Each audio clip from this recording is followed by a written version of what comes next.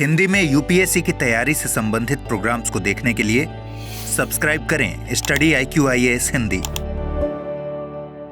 Hello दोस्तों, स्वागत है आप सबका स्टडी IQ-IAS हिंदी पे। मैं ललिता दहिया। दोस्तों 2013 से लेके 2024 तक के मुख्य परीक्षा पॉलिटी के प्रश्न उत्तर सीरीज में आपका फिर से स्वागत है। याद रखिएगा, यदि आप आज ही ये क्लास देख रहे हैं तो ये क्लास शुरू हुए काफी दिन हो चुके हैं। आप प्ले लिस्ट में जाके इस पूरी की पूरी सीरीज को देखिए, डेली प्रश्न उत्तर अभ्यास कीजिए। जो क्वेश्चन आपको पढ़ाए जा रहे हैं, समझाए जा रहे हैं, लिखवाए जा रहे हैं, उनको एक बार खुद से अभ्यास कीजिए तो निश्चित तौर पे आपकी जो तैयारी है वो बहुत ही बेहतर हो जाएगी, विशेष तौर पे मुख्य परीक्षा के दृष्टिकोण से। तो चलिए फटाफट प्रश्न की शुरुआत करते हैं। 2024 का नेक्स्ट प्रश्न आपके सामने है कि केंद्र सरकार ने केंद्र राज्य संबंधों में हाल ही में क्या बदलाव किए। क्वेश्चन का फर्स्ट पार्ट आपको पॉइंट्स में बताना पड़ेगा कि केंद्र सरकार के द्वारा केंद्र राज्य संबंधों में क्या क्या बदलाव किए गए हैं। संघवाद को मजबूत करने के लिए तथा केंद्र और राज्यों के बीच विश्वास पैदा करने के लिए उपाय सुझाइए। बहुत ही बेहतरीन क्वेश्चन है, ध्यान रखिएगा। यानी यदि मैं इस क्वेश्चन के पार्ट्स की बात करूं तो सबसे पहले आपको भूमिका लिखनी पड़ेगी, उसके बाद इसका फर्स्ट पार्ट हो जाएगा कि क्या क्या बदलाव हुए हैं। बदलाव को आपको पॉइंट्स में बताना पड़ेगा, कुछ एग्जाम्पल्स देने पड़ेंगे, है ना। और उसके बाद सेकंड पार्ट होगा इसका, उपाय क्या क्या हो सकते हैं केंद्र राज्य संबंधों को मजबूत बनाने या संघवाद को मजबूत बनाने के संदर्भ में। और सबसे लास्ट पार्ट होगा इसका कंक्लूजन। ठीक है, ये 4 पार्ट होंगे। यदि ये 4 पार्ट लिखोगे तभी नंबर मिलेंगे। क्वेश्चन की डिमांड समझ में आ गई। अब सबसे पहले यदि हम भूमिका की बात करें तो भारत में केंद्र राज्य संबंध हमेशा से चर्चा के विषय रहे हैं, बहस का विषय रहे हैं। केंद्र सरकार ने हाल ही में केंद्र राज्य संबंधों को मजबूत करने के लिए इस क्षेत्र में कुछ उपाय पेश किए हैं। जैसे सबसे पहला उपाय किया गया जीएसटी का क्रियान्वयन, यानी कि अप्रत्यक्ष कराधान शक्तियों को राज्य से केंद्र को स्थानांतरित कर दिया गया, है ना। पहले अप्रत्यक्ष कराधान की शक्तियां स्टेट्स के पास होती थी, तो राज्यों से केंद्र को स्थानांतरित कर दिया गया। हालांकि जीएसटी परिषद में सहयोगात्मक निर्णय लेने को सुनिश्चित करने के लिए राज्यों के प्रतिनिधि शामिल किए गए हैं, यानी जीएसटी परिषद बनाई गई और इस जीएसटी परिषद में जितने भी महत्वपूर्ण निर्णय हैं उसमें राज्यों की भागीदारी को भी सुनिश्चित किया गया है। तो जीएसटी एक बदलाव है वित्तीय संबंधों के दृष्टिकोण से, यदि हम देखें केंद्र राज्य संबंधों के संदर्भ में। ठीक है, दूसरा बदलाव क्या हुआ है, वित्तीय संबंधों में परिवर्तन। यहां पर्टिकुलर 15वें वित्त आयोग की सिफारिशों को लागू किया गया, जिसमें केंद्रीय करों में, यानी जितने भी केंद्रीय कर हैं उसमें राज्यों की हिस्सेदारी को कम करने पर ध्यान केंद्रित किया गया। और इस तरीके के रिकमेंडेशन से, इस तरीके की सिफारिशों को लागू करने से कुछ राज्यों ने अपनी राजकोषीय स्वायत्ता में कमी के तौर पे देखा। यानी यहां पे केंद्र राज्य संबंधों में हमें कुछ टकराव के बिंदु भी नजर आते हैं, क्योंकि इन सिफारिशों को कुछ राज्यों ने अपनी वित्तीय स्वायत्ता को कमजोर करने के तौर पे देखा है। तो ये बदलाव हुआ तो है केंद्र राज्य संबंधों में, है ना। अगला क्या बदलाव हुआ है, कृषि कानून 2020 में।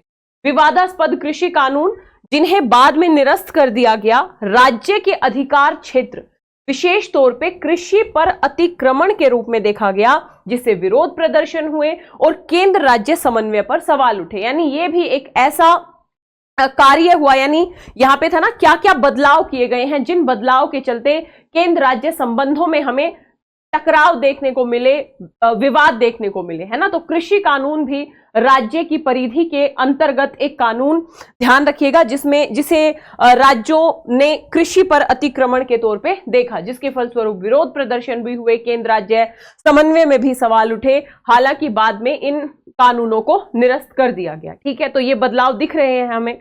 अगला बदलाव दिख रहा है आपदा प्रबंधन अधिनियम में संशोधन। ध्यान रखिएगा, कोविड-19 महामारी के दौरान केंद्र ने आपदा प्रबंधन अधिनियम लागू किया और इस अधिनियम ने केंद्र को निर्णय लेने की जो शक्ति है वो दे दी। यानी इस अधिनियम के तहत निर्णय लेने की जो प्रक्रिया है वो केंद्रीकृत हो गई। यहां पे भी केंद्र मजबूत हो गया, जिससे स्वास्थ्य प्रबंधन में, स्वास्थ्य राज्य सूची का विषय है, लेकिन इस तरीके के अधिनियम से स्वास्थ्य प्रबंधन में राज्यों की स्वायत्ता प्रभावित हुई। तो इस तरीके के जो बदलाव ने भी केंद्र राज्य संबंधों में एक टकराव पैदा किया।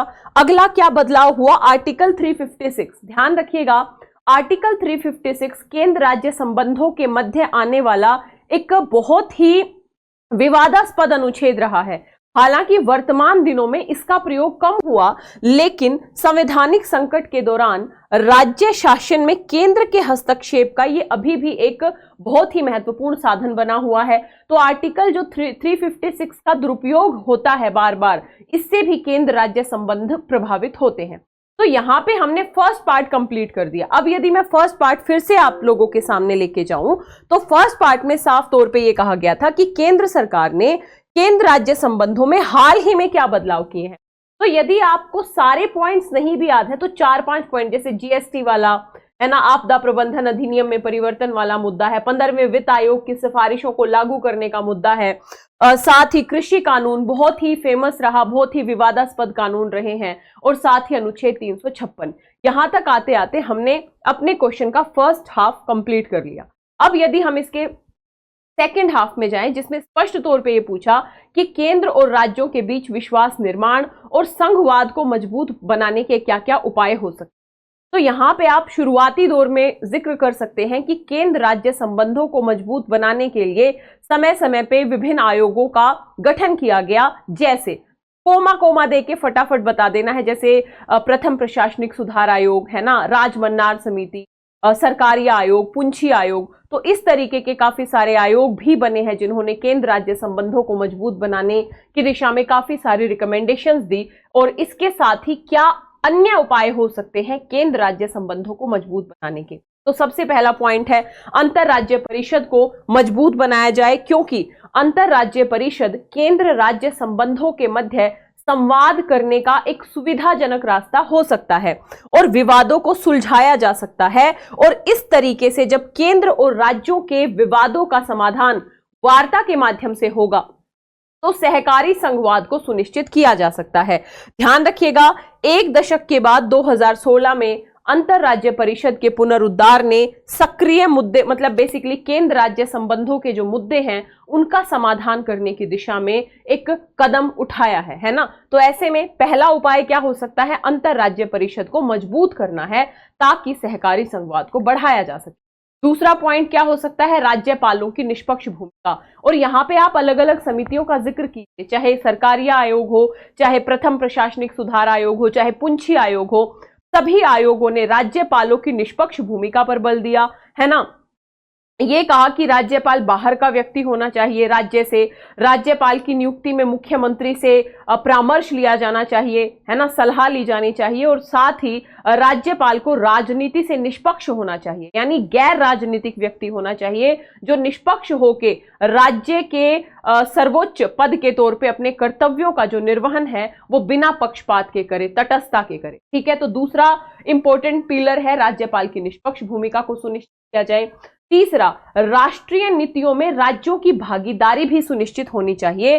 विशेष तौर पे जो भी संवर्ती सूची के विषय हैं या राज्य सूची को प्रभावित करने वाली जितनी भी नीतियां हैं, जैसे कृषि के कुछ विषय हो गए है ना, या फिर संवर्ती सूची के जो विषय हैं, इस तरीके के विषयों में यह सुनिश्चित करने की आवश्यकता है कि जब भी नीतियां बने तो राज्यों की भागीदारी को भी उसमें बढ़ाया जाए, ताकि क्योंकि नीतियों का क्रियान्वयन फाइनली करना राज्यों को है, तो जब नीतियां राज्यों की भागीदारी से, उनके परामर्श से, उनके समन्वय से बनेंगी तो इस प्रकार की नीतियों का क्रियान्वयन भी बेहतर तरीके से हो पाएगा। उदाहरण के तौर पे कृषि और शिक्षा जैसे नीति क्षेत्रों के लिए संयुक्त समितियां ये सुनिश्चित करती हैं कि राज्य विशिष्ट चिंताओं का समाधान किया जाए, यानी राष्ट्रीय नीति निर्माण में राज्यों की भागीदारी को भी बढ़ावा देना जरूरी है यदि हमें सहकारी संघवाद के आदर्श को पूरा करना है। तो उसके साथ ही पुंछी आयोग ने तो स्पष्ट तौर पे ये कहा था कि जब भी संवर्ती सूची के विषय पे केंद्र कानून बनाए तो राज्यों की सहमति बाध्यकारी होनी चाहिए, यानी संवर्ती सूची पे केंद्र अकेले कानून ना बनाए बल्कि कानून बनाने के क्रम में केंद्र राज्यों से भी परामर्श करे। तो ये मुद्दा कंप्लीट हुआ।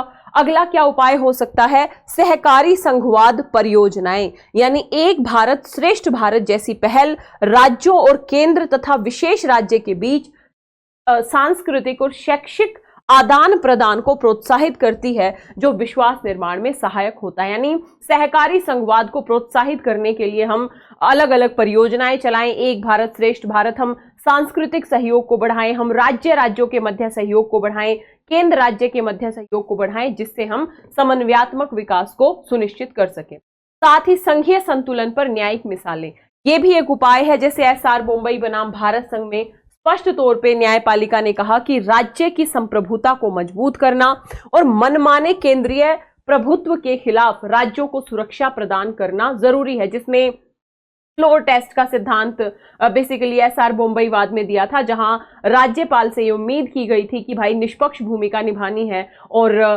केवल किसी भी मुख्यमंत्री या किसी भी सरकार का जो एक तरीके से हम कहें जो निलंबन है वो केवल फ्लोर टेस्ट के आधार पे ही आधारित होना चाहिए। और जैसा कि बी आर अम्बेडकर ने सही कहा था कि संघवाद भारत की एकता के लिए महत्वपूर्ण है, देश की विविधता को समायोजित करता है और राज्यों को राष्ट्रीय ढांचे के भीतर फलने फूलने की अनुमति देता है। तो इसलिए संघवाद को मजबूत करने की दिशा में जो न्यायिक मिसालें हैं वो भी बेहतर तरीके से काम कर सकती हैं। इसलिए न्यायपालिका को भी संघवाद के संरक्षण के लिए सक्रिय भूमिका निभानी चाहिए, है ना, ध्यान रखना।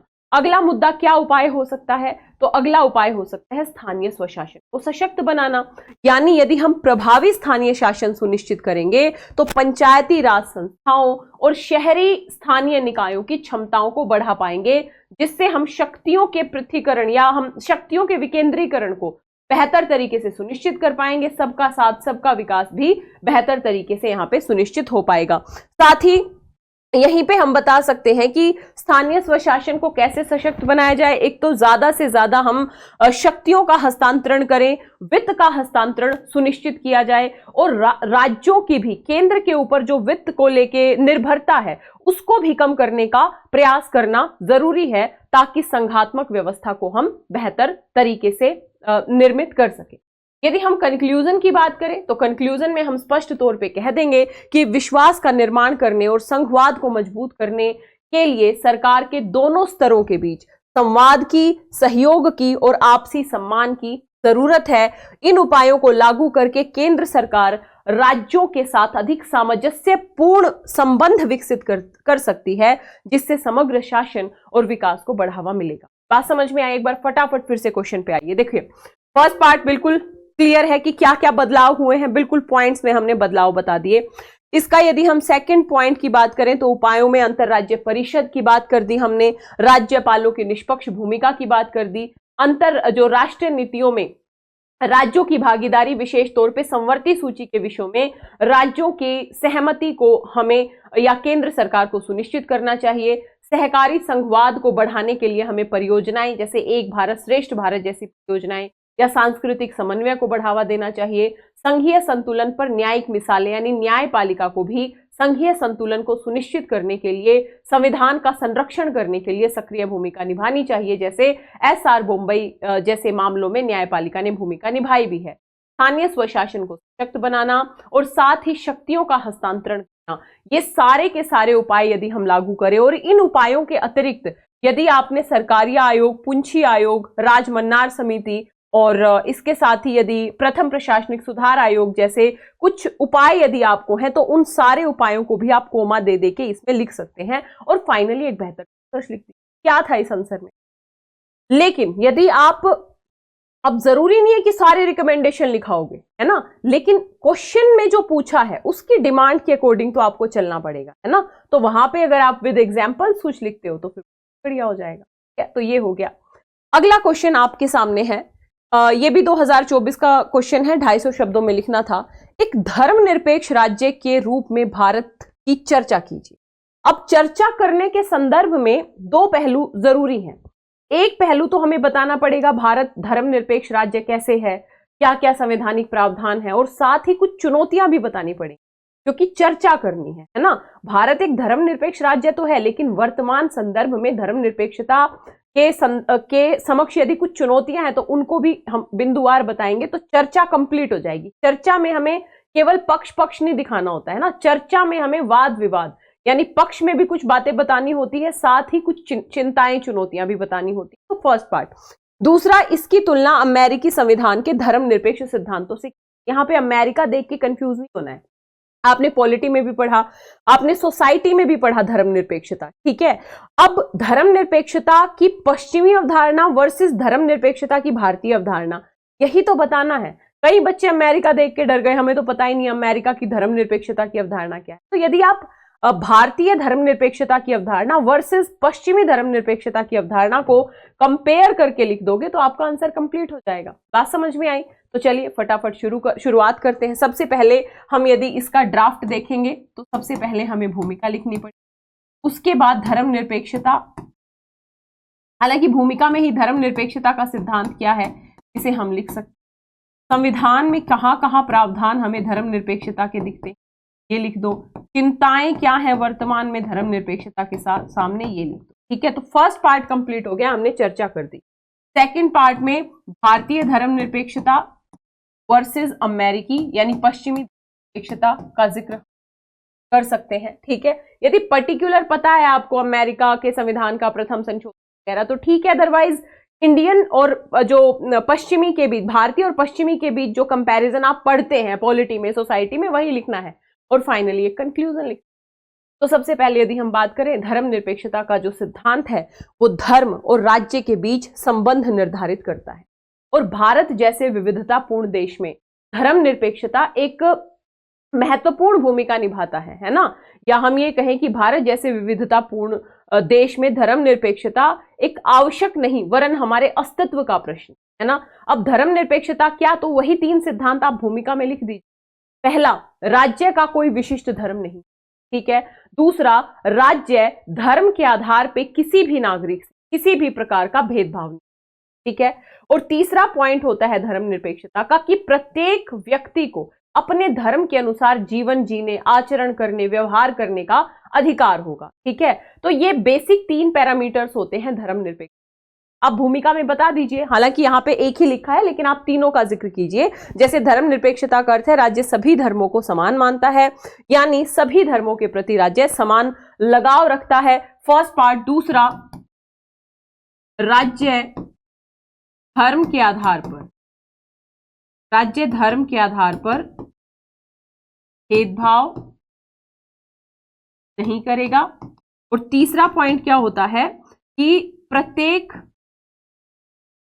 व्यक्ति को धर्म की स्वतंत्रता होगी, प्रत्येक व्यक्ति को धर्म की स्वतंत्रता होगी।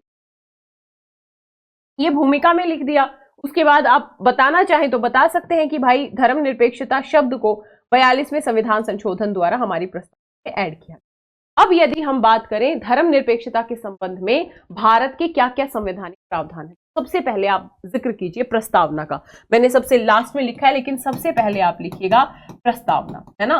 प्रस्तावना में धर्मनिरपेक्ष शब्द का प्रयोग किया गया 42वें संविधान, जो ये दिखाता है कि पंथ निरपेक्षता हमारे संविधान की मूल है ना।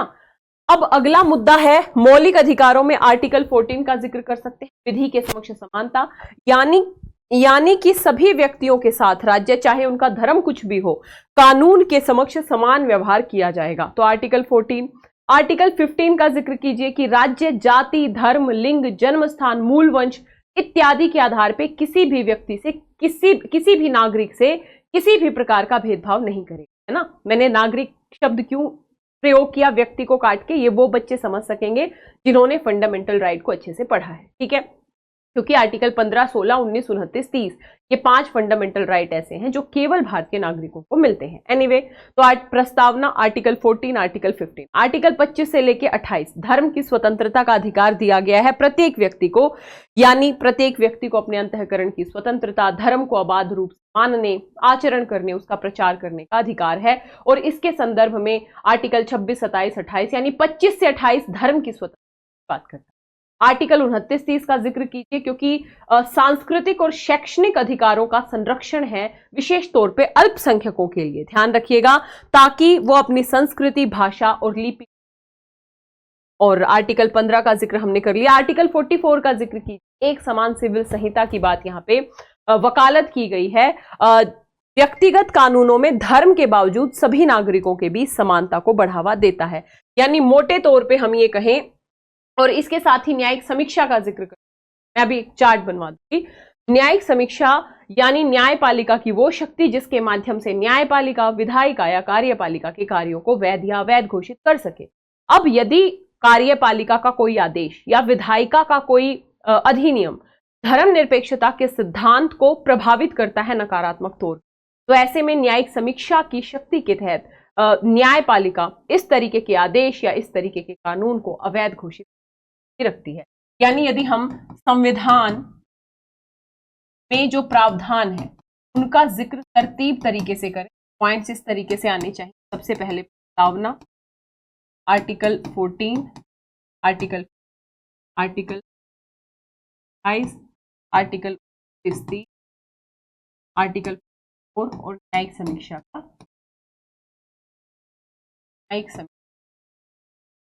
का सिद्धांत एक जिक्र, हालांकि वो संविधान में नहीं आएगा। इसके अलावा आप SR बॉम्बई वाद का जिक्र, क्यों जरूरी है ये वाद?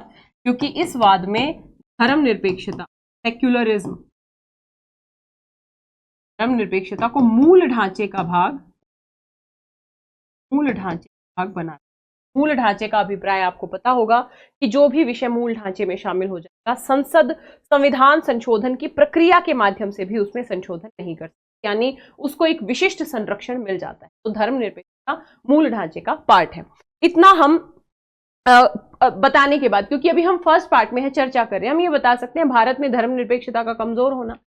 वर्तमान संदर्भ में 4-5 पॉइंट बता दो। जैसे सांप्रदायिक हिंसा और ध्रुवीकरण बढ़ रहा है, तो ऐसे में यदि आपके पास कुछ डेटा है, और जब आप मेंस में जाते हैं ना, तो आपके पास बहुत सारे डेटाज होते हैं, क्योंकि आप करंट अफेयर्स, बहुत सारी रिपोर्ट्स वगैरह पढ़ के जाते हैं, तो डेटा बता सकते हैं। एनसीआरबी रिपोर्ट 2021 में कहा गया कि 2017 से लेके 21 के बीच सांप्रदायिक दंगों के 5000 से अधिक मामले दर्ज किए।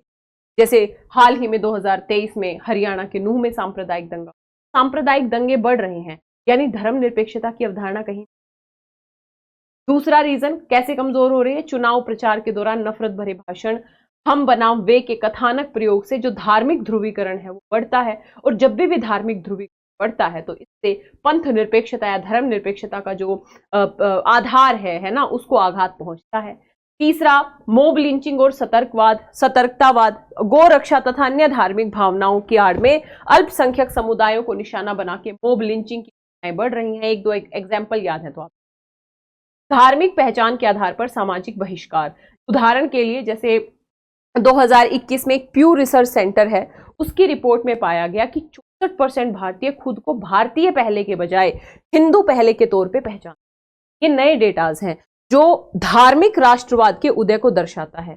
जैसे यहाँ यदि आपको उदाहरण देना है, कर्नाटक में मंदिर मेलों में मुस्लिम विक्रेताओं का बहिष्कार, या वर्तमान में जो इलाहाबाद में कुंभ है, तो वहां पे भी अलग अलग पक्षों के द्वारा ये बात की गई कि भाई मुस्लिम जो विक्रेता है उनका बहिष्कार किया जाएगा। तो इस तरीके की अवधारणाओं से जो धर्मनिरपेक्षता का कोर आइडिया है उसको बड़े स्तर पे आघात पहुंच भी रहा है। तो अब जाके हमारी चर्चा कंप्लीट हुई, समझ में आई। हमने बता दिया भूमिका, हमने बता दिया संविधान में कहां कहां प्रावधान है जी, साथ ही न्यायिक समीक्षा और साथ ही SR बॉम्बई वाद के चलते कहां मूल ढांचे में धर्मनिरपेक्षता शामिल है। लेकिन वर्तमान समय में हमें धर्मनिरपेक्षता के समक्ष कुछ चिंताएं, कुछ सीमाएं भी दिखाई दे रही हैं।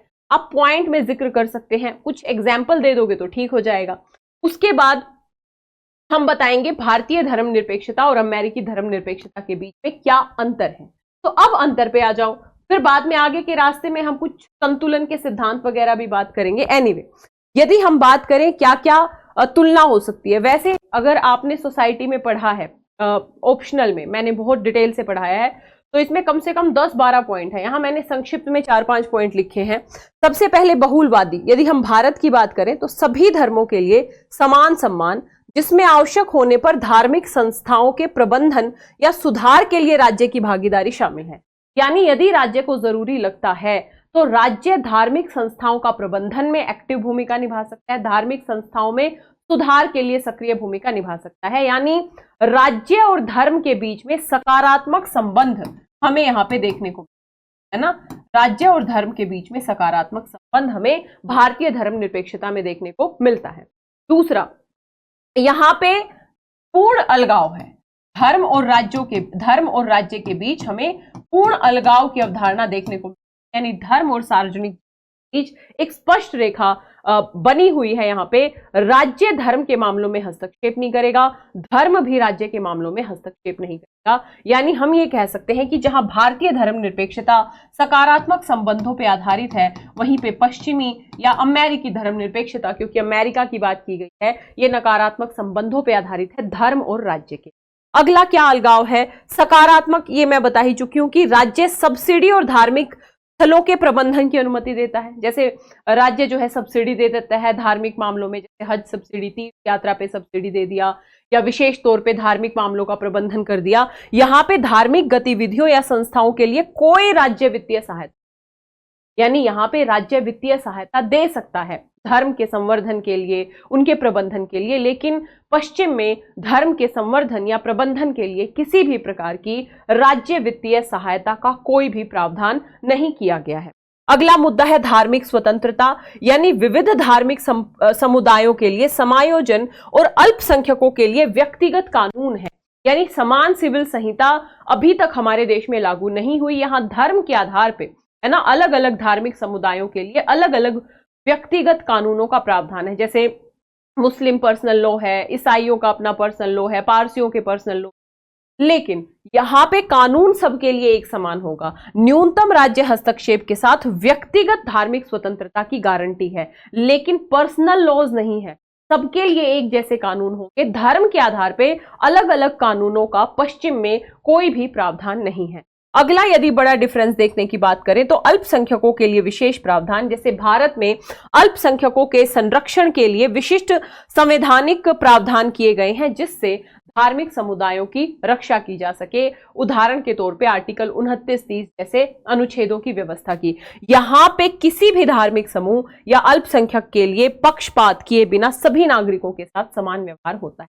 यानी मोटे तौर पे बात करें, भारत में जो पंथ निरपेक्षता है वो सकारात्मक है, वहां नकारात्मक है। भारत में धर्म और राज्य के मध्य सकारात्मक संबंध है, वहां पूर्ण अलगाव है। वह यहाँ पे पर्सनल लॉज हैं, वहां पे सबके लिए समान कानून है। यहाँ अल्पसंख्यकों के संरक्षण के लिए अलग संवैधानिक प्रावधान है, वहां पे इस तरीके के कोई विशिष्ट संवैधानिक प्रावधान नहीं है, बल्कि सबके लिए समान कानून है।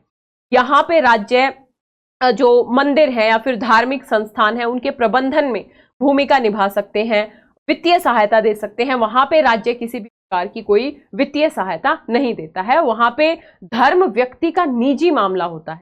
सार्वजनिक जीवन में व्यक्ति धर्म के प्रचार प्रसार को सामान्य तौर पे बेसिकली प्रयोग नहीं करता है। तो ये डिफरेंस है भारतीय और पश्चिमी या अमेरिकी धर्मनिरपेक्षता के बीच में। तो दोनों पार्ट कंप्लीट हो गए।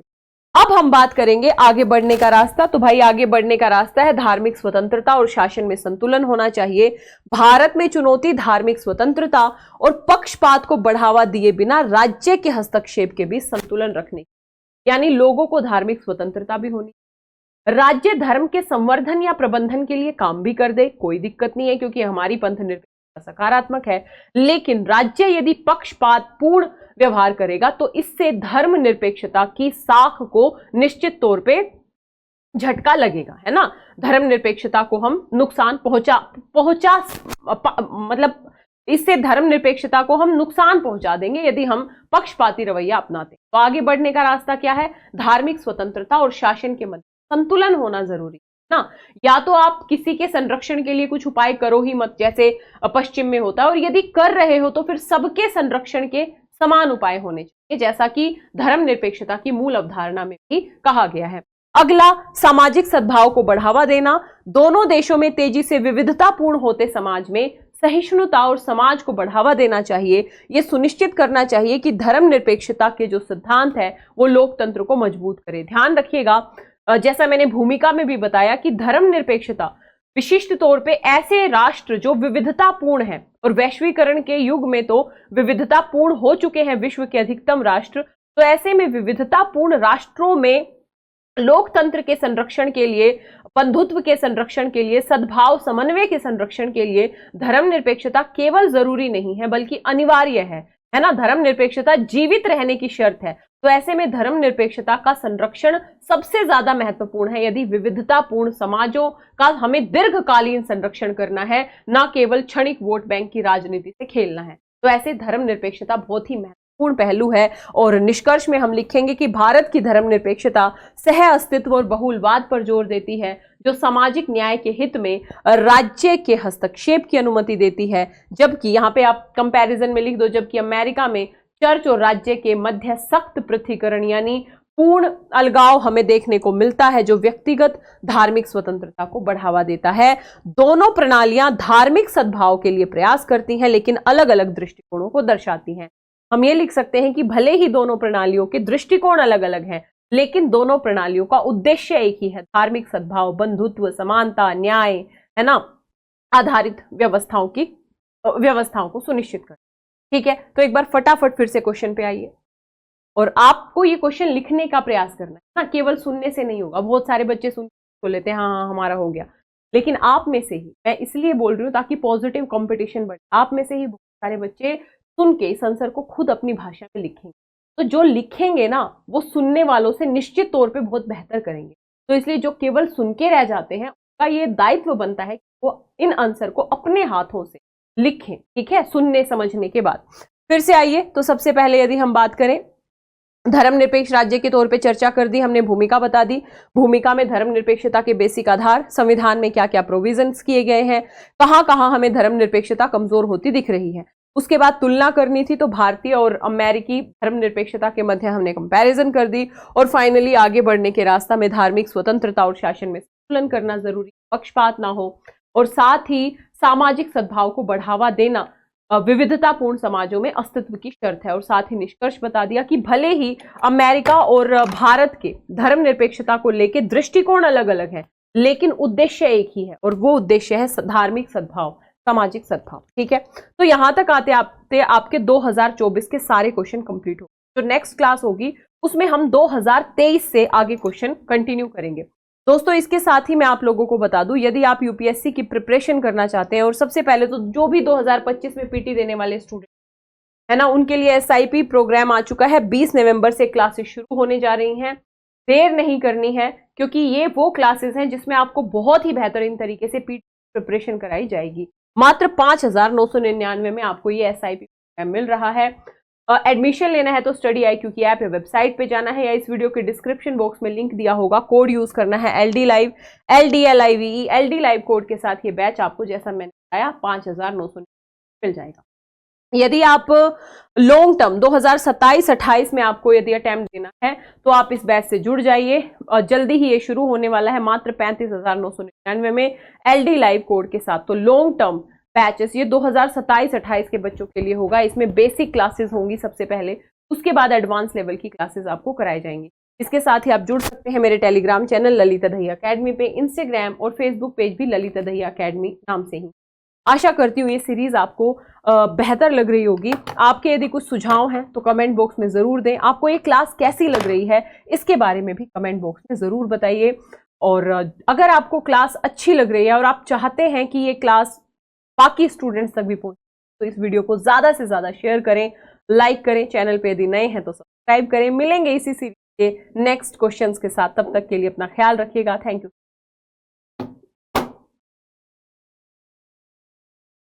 हिंदी में यूपीएससी की तैयारी से संबंधित प्रोग्राम्स को देखने के लिए सब्सक्राइब करें स्टडी IQ IAS हिंदी।